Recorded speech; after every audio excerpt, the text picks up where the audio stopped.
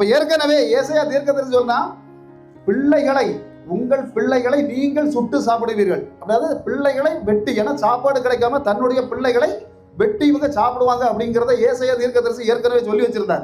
அப்ப இவங்க என்ன நடந்தது அப்படின்னா, மிலிட்டரி எவ்வளவு சுத்திச்சு, 3-4 மாசத்துக்கு மேல என்ன செய்ய முடியாது, இவங்க வெளியே போக முடியாது, அந்த பக்கம் போக முடியாது, இந்த பக்கம் போக முடியாது. கடைசியில் நடந்த சம்பவம் என்னன்னா, சாப்பாடு கிடைக்காம இவங்க இந்த ரோம மிலிட்டரிக்காரங்க ஒரு வீட்டுக்குள்ள போகும்போது ஒரு தாய் தன்னுடைய பிள்ளையை அடுப்புல வச்சு சுட்டு சாப்பிட்டுட்டு இருந்தா.